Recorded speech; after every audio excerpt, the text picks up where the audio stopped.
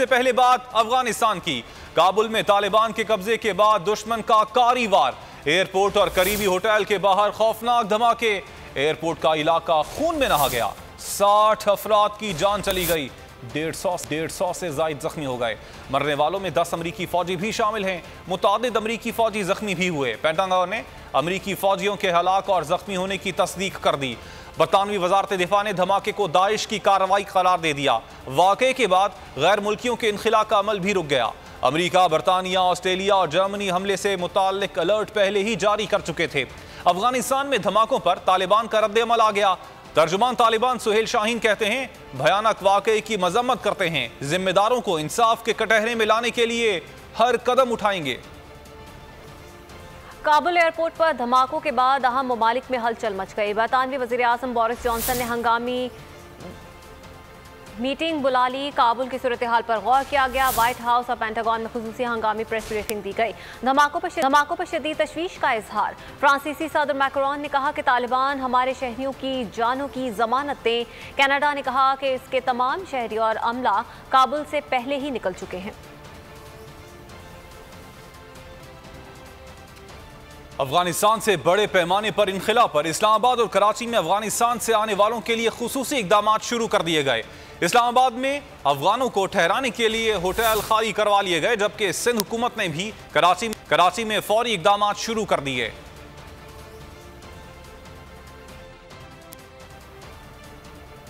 और दूसरी जानिब पंजशीर वादी के मसले पर शिमाली इत्तेहाद और तालिबान के दरमियान मुज़ाकरात पर बड़ी पेशरफ्त हुई है। फरीकैन ने एक दूसरे पर हमले न करने और मसले को मुज़ाकरात के जरिए हल करने पर इत्तेफाक कर लिया।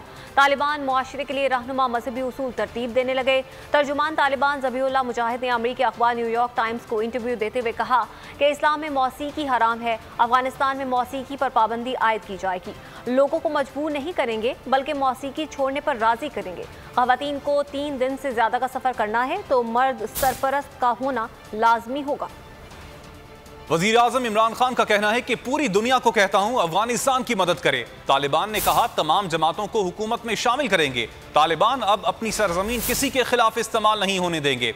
इस्लामाबाद में पार्टी की 3 साला तकरीब से खिताब में वज़ीर आज़म ने कहा कि हमने अब फैसला किया है कि किसी की जंग का हिस्सा नहीं बनेंगे।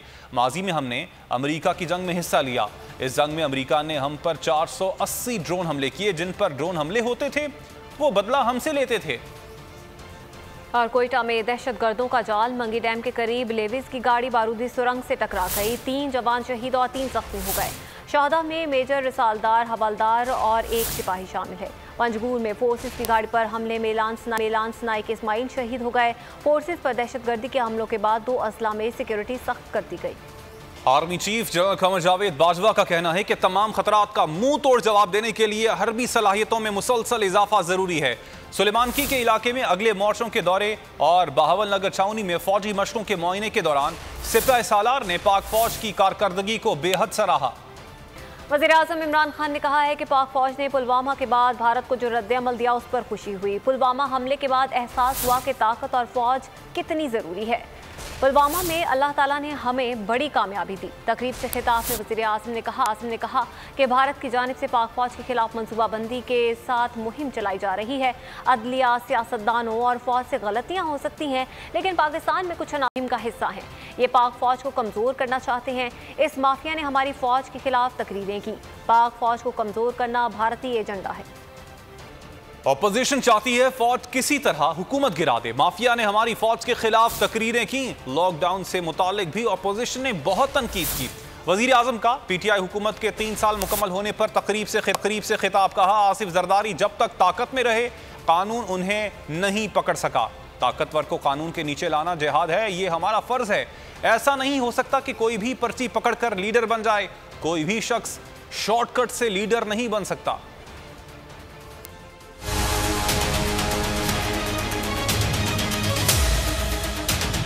बड़ी हमारी ऑपोजिशन के मेंबर्स ने तनकीद की। फौज के पीछे इसलिए पड़े हैं कि आप चाह रहे हैं कि किसी तरह फौज गवर्नमेंट को गिरा दें। जिधर कानून की हुक्मरानी होती है वहां सब कानून के सामने एक बराबर होते हैं। जब ताकत की हुक्मरानी होती है तो ताकतवर के लिए कानून और कमजोर के लिए दूसरा। आसिफ जरदारी 88 से लेकर 90 तक पीपल्स पार्टी की हुकूमत पावर में थी। 90 को उनकी गवर्नमेंट जाती है और नून लीग आ जाती है। Asif Zardari prime minister house से सीधा जेल में चले जाते हैं करप्शन पे। 93 के अंदर नून लीग की हुकूमत चली जाती है, पीपल्स पार्टी वापस आ जाती है। आसिफ जरदारी सीधी जेल से उठ के प्राइम मिनिस्टर हाउस। 96 में फिर पीपल्स पार्टी हुकूमत जाती है, वो फिर प्राइम मिनिस्टर हाउस से सीधा जेल।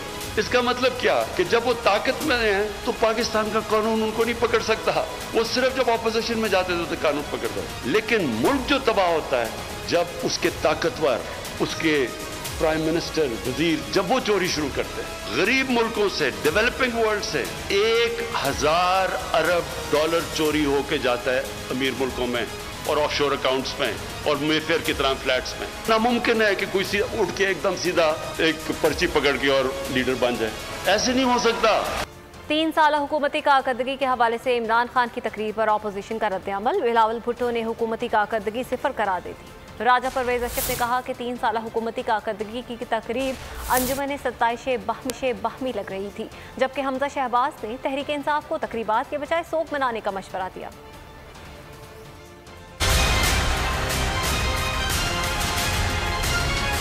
3 साल हुकूमती कारकर्दगी पर इमरान खान की तकरीर, अपोजिशन ने हुकूमती कारकर्दगी सिफर करार दे दी। बिलावल भुट्टो वजीर आजम की तकरीर पर खूब गरजे बरसे, बोले महंगाई को आसमान पर पहुंचाया, पाकिस्तानियों से रोजगार छीन लिया गया। इमरान खान बातें बड़ी बड़ी करते हैं और कारकर्दगी सिफर है। राजा परवेज अशरफ ने कहा कि 3 साल हुकूमती कारकर्दगी की तकरीब अंजुमन 27 बाही में लग रही है, जबकि हमजा शहबाज ने तहरीक इंसाफ को तकरीबात के बजाय सोग मनाने का मशवरा दिया। 3 सालों में अवाम को महंगाई, बेरोजगारी, नाअहली और मुआशी बदहाली का शिकार करने पर शाबाशी के बजाय माफी मांगना चाहिए। वजीर आजम इमरान खान ने मीनार पाकिस्तान वाकये को इंतहाई शर्मनाक करार दे दिया। 3 साल कारकर्दगी तकरीब से खिताब में उनका कहना था कि इकबाल पार्क में जो हुआ उस पर शर्म आती है। मोबाइल फोन के मनफी इस्तेमाल के मुआशरे पर संगीन असरात रूनुमा हो रहे हैं।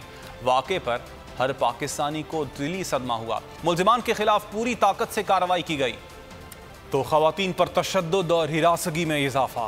वजीर आला पंजाब के शिकायत सेल के चेयरमैन जुबैर खान नियाजी की बोल से खुसूसी गुफ्तगू। बोले घरेलू तशद्दुद के केसेस वुमेन प्रोटेक्शन ब्यूरो को भेज देते हैं, जबकि बहुत सारे केसेस हम वुमेन प्रोटेक्शन ब्यूरो में दर्ज करवाते हैं। उनका मजीद क्या कहना था, नुमाइंदा बोल न्यूज़ जाबिर से जान लेते हैं, जो कि इस वक्त जुबैर खान नियाजी के साथ ही मौजूद हैं। जी जुबैर, बताइएगा। पंजाब उस्मान बुज़दार जो है उनकी जानिब से कायम करदा कंप्लेंट सेल के जो ऑफिस हैं वहाँ पर मौजूद हूँ और इसकी जो रिपोर्ट है 3 साल वो पेश की गई थी वज़ीर आज़म इमरान खान साहब को। और उनका रिकॉर्ड रूम है जहाँ पर ये मुख्तलिफ फाइलें पड़ी हैं, जहाँ पर लोगों की जो है वो जो दरख्वास्तें ये पड़ी हैं। और इसको जो चेयरमैन करने वाले हैं जुबैर खान नियाजी, वो हमारे साथ मौजूद हैं। ये बताइएगा नियाजी साहब कि बहुत सारी रिपोर्ट्स ऐसी हैं जो कि ख़वातीन की हरासगी पर भी मुश्तमिल है, उनको किस तरह डील किया जाता है, उसको किस प्रोसीजर से गुजारा जाता है? सर, उसको बहुत सबसे ज़्यादा सीरियसली ख़वातीन की हरासगी के केसेस को हम उसको फॉरवर्ड नहीं कर देते, उसका पूरा फॉलोअप लेते हैं, हम पुलिस को पूरा इंटीमेट करते हैं।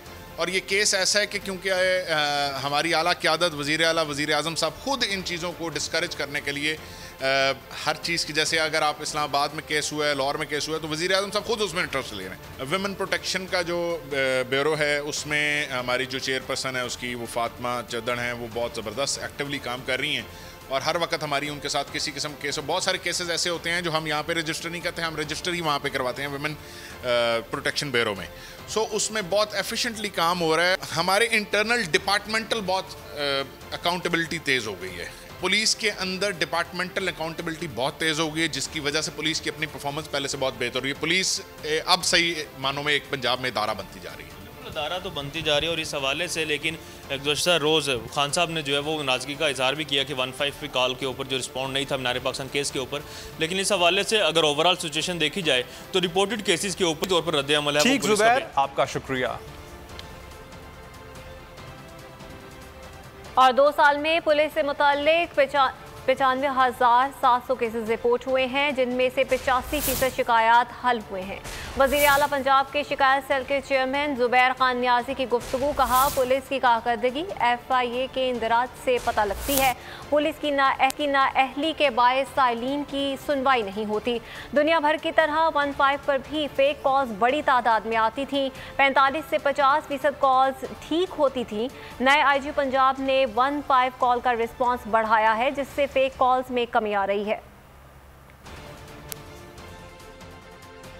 ऑफ कंप्लेंट्स हैं वो पुलिस से मुतल्लक हैं, जो पिछले ऐसे समझें कि 2 साल से जब से मैं अपॉइंटेड हूँ तब से हमने हैंडल किए हैं 95,700 के करीब हमने केसेस हमारे पास रिसीव हुए हैं। प्रोसेसिंग हमने तकरीबन उसकी 85% कंप्लेंट्स रिजॉल्व करके या डिस्पोज ऑफ करके जवाब हासिल कर कंप्लीट उसका यानी कि प्रोसेस करके हमने डिस्पोज ऑफ कर दी, यानी कि उसको मुकम्मल कर दिया।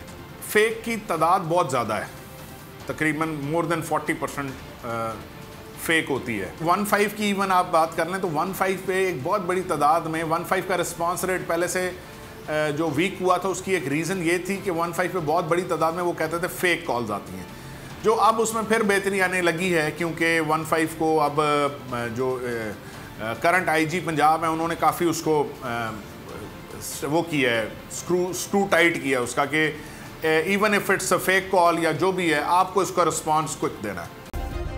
सब्सक्राइब करें और बेल दबाएं ताकि कोई खबर रह न जाए।